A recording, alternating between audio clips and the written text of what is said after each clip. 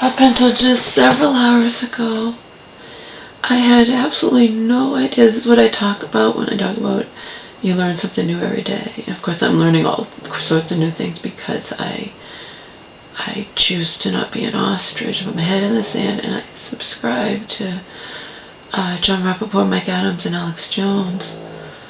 So I'm learning all kinds of things, how something with the UN, and they secretly want to take away our internet as we know it, because the internet is the biggest threat to the globalists, because the internet allows information to flow freely and allows people from all over the world to communicate with one another. And, it's never been like that before in our history, before internet. I was an adult pre-internet, so, I'm able to see exactly the difference between pre- and post-internet existence. I read up until, I put one of my many receipts, and I read up to page 42 in Peter Bregan's book, and it's, so I'm on chapter 2. But up until several hours ago, I had no clue, I guess because I couldn't imagine it, that patients committed into mental hospitals, which has happened to my mom numerous times, can actually be administered electroshock treatment against their will through a court order. It says, like, if a judge and two independent psychiatrists decide that it's necessary procedure on the patient. I can't believe you can even be given I know you can be administered psychiatric medication against your will. To me, that's different than electroshock treatment. It's completely different. And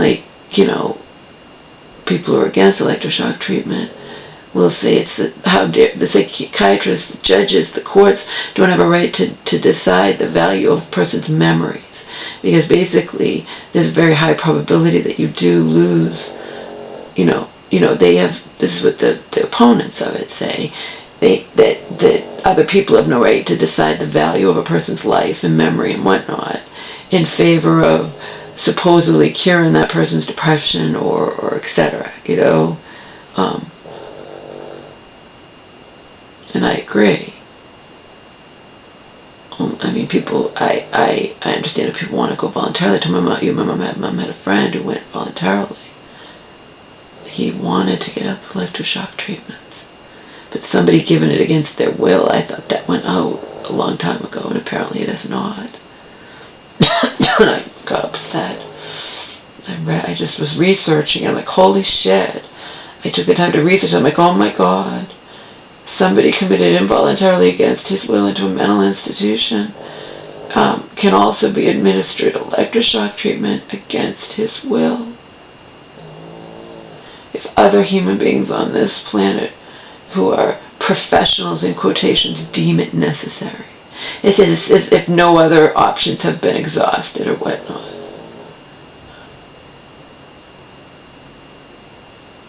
Or for what? For patients like my mom, who it seems the medication's no longer working for her? Yeah. Meanwhile, they haven't. I have little to no hope that when I'm going to visit my mom, but when I do, and very soon, but I have little to no hope that that I'm going to be met with anything but disdain or a blank stare by her brand new psychiatrist.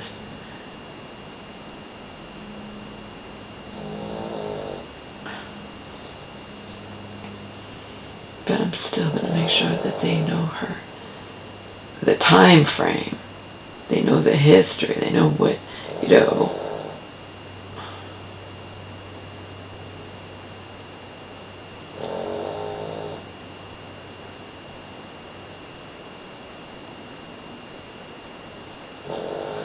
what can I say? I could say, doesn't it seem to you like that's, Joe taught me, you ask people like that questions and force them to answer, but you say, I'm not gonna be belligerent or whatever. I just don't. Doesn't it seem to you that for my mom, you know, considering her age and whatnot, is on a lot of psychiatric medication? And see what they say. I'm sure they're probably something, well, we know what we're doing, and et cetera, and it's not really that much she's on. And I can certainly point out, you know,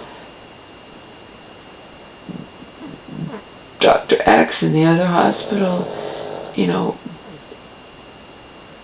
decided to completely revamp my mom's the medication regimen. The doctor in the other hospital put my mom on, and Dr. X decided to try, you know, in Vegas, sustain a shot, and was hoping that would be enough, but when it wasn't, she didn't go back to Zyprexa. She decided she would try out Depakote, and my mom has a aversion to Depakote.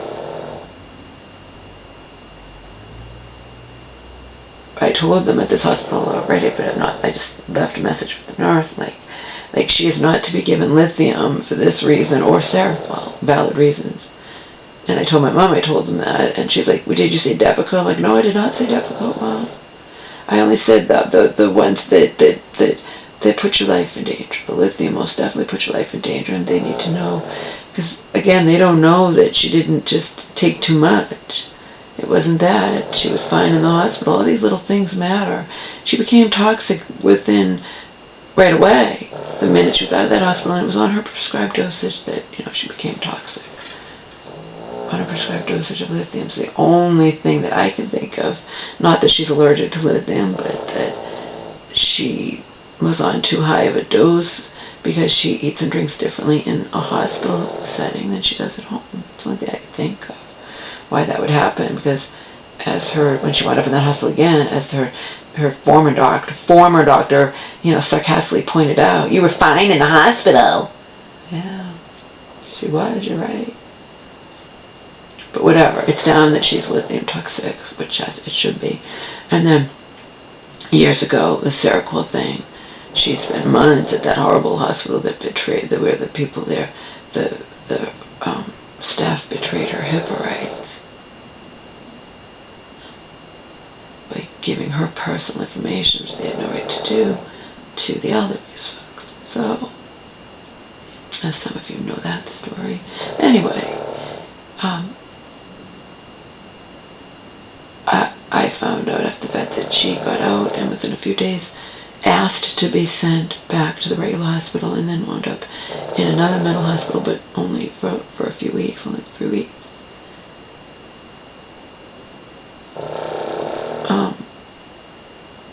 And she was slurring her words, and she was afraid. She believed it was Seroquel she was on top of everything else, because she'd seen Seroquel do that to her sister, and I told you it was never, ever right in the head throughout my entire life, and then some.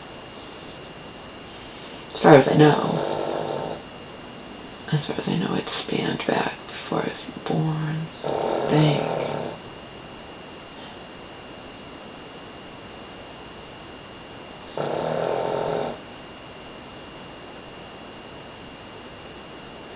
So that's the deal.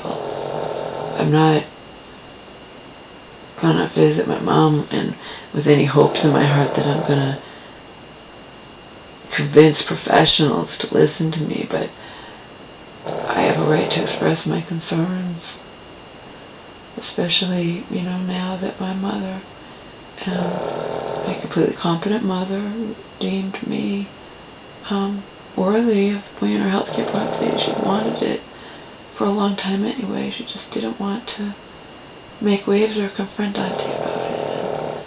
Auntie took the decision out of her hands because Auntie contacted me. I did not contact Auntie, and that to my mom.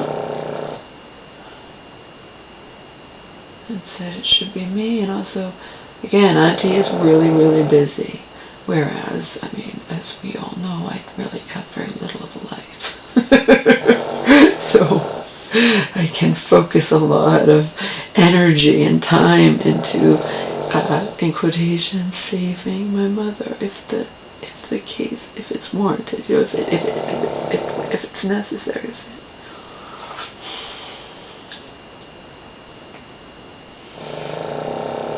All the while being my usual pessimistic self and not believing anything I say is gonna make a difference.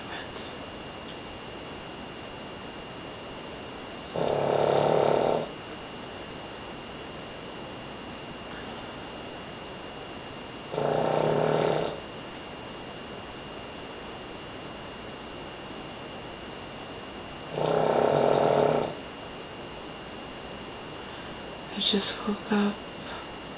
I did not go to bed until 8:30.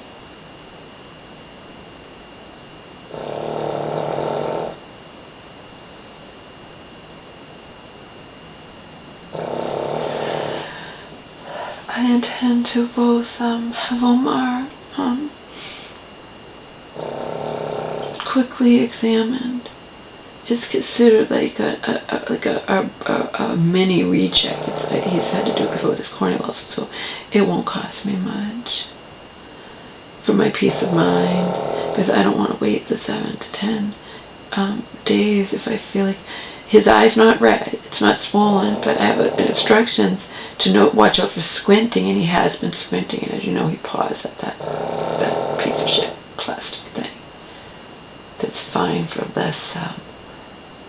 For more docile dogs than Omar ever has been or ever will be. So that's what time it is. So you won't be getting this video till after the fact, okay? I am intending to visit my mom. She is somewhere where, again, it's an all-day affair, but I at least can do it, okay?